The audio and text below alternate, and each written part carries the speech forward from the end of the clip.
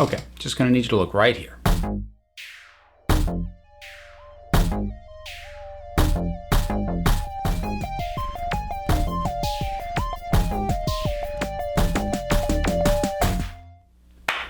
Men in Black International. Trailer came out, and this was honestly already a movie that I was looking forward to on premise alone. First of all, I love the original Men in Black.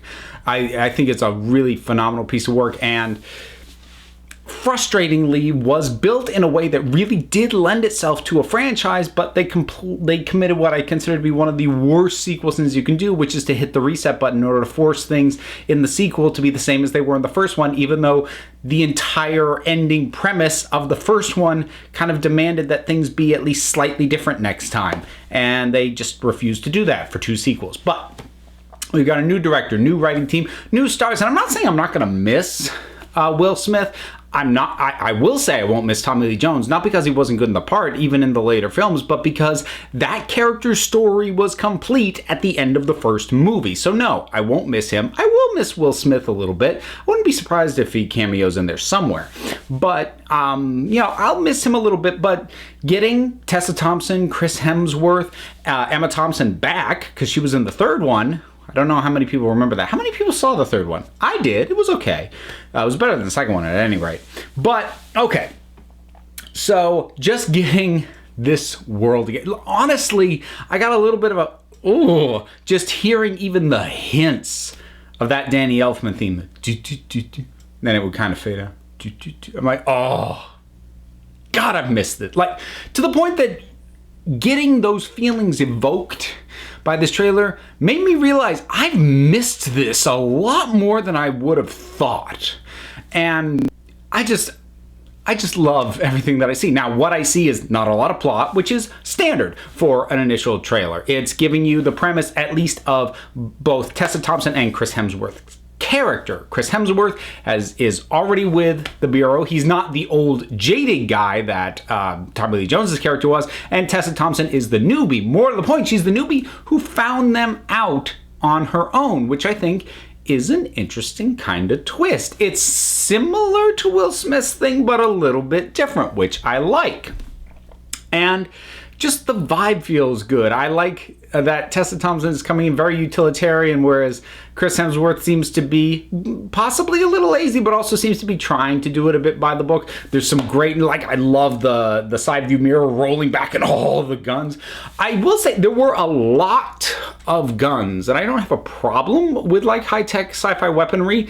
I'm really kind of hoping we'll get a lot of, tech that isn't guns, because I feel like that's an area that the first film did well, because you have a bunch of random, the neuralizer's not random, it's plot central, but you got a bunch of random stuff like that little ball that Will Smith touches and it just zooms all over the place.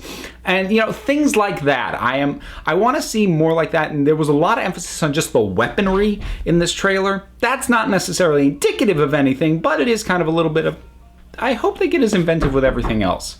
Now, I'm recording this having watched the trailer and having enjoyed the trailer, and I have not looked at reaction online. So I don't know if we're dealing with a bunch of accusations of, they made it all, liberal and agenda pushing because now we have a black woman on the team or what have you. I really hope not, because, the makeup of the MIB as an organization has always had a decent diversity, especially, even in the very first film, which was mostly men on there, but at the very end, we saw a female character who we knew became an agent. So obviously, there are women agents here. Obviously, there are black agents. Will Smith, hello.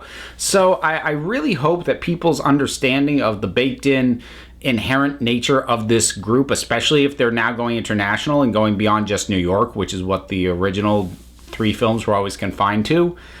I really hope that no one's throwing that kind of stuff at it. I'm just going to acknowledge it here, because on the off chance that it is happening, I just hope it isn't. Let's go with that. So coming back to everything, yeah, I like the energy, I like the feel, I like the vibe, I like the look, I like that we see the worm guys. I'm hoping that older alien nods like that will be in that same vein. They will be like, hey, and then gone. I don't want them to dwell on them a whole lot. Like, again, that was something that the sequels to the first one kept misdoing, because what was so great about that first film is it felt like a glimpse into this massive world where all there could be, who knows what's in there. And then the sequels, they kept bringing back the same thing. They kept bringing back Frank the Pug and the worm guys, and so it really, the sequels shrunk the world back down. And just by the title International, I'm hoping we are opening the world up more, and that's really what I want to see from this. If this is what I want it to be, even though it is in no way canonically resetting the franchise, in my mind, if this is good, then this is the immediate sequel to the original Men in Black. That's if it's good. If it's just fine, which, I mean, it might be, I would be surprised if this turns out bad. Like, there's enough that I see here going in, and it's got the vibe just right. Like, I would be shocked if this is bad, but if it's just fine, then I'll probably just go back to thinking there's only one Men in Black film. So I suppose worst case scenario, at least in my mind, what I think is worst case, based off what I'm seeing, it's a no harm, no foul situation. Franchise was already in a bit of a state. So there you go, Men in Black International. You seen the trailer? What'd you think about it? Whatever your thoughts are, drop something down in the comments. Let's talk about it. A whole bunch of stuff down there. If I've done my stuff right, there should be actually merch options down there. And then there's the, of course, the description below that with a link to the Patreon, which if you're feeling generous, that'd be awesome. But other links besides that, P.O. Box, etc. Check it out if you want to. And if you don't, that's okay too, because at the end of the day, you're the council. And I just run the meetings. Until next time, this council is adjourned.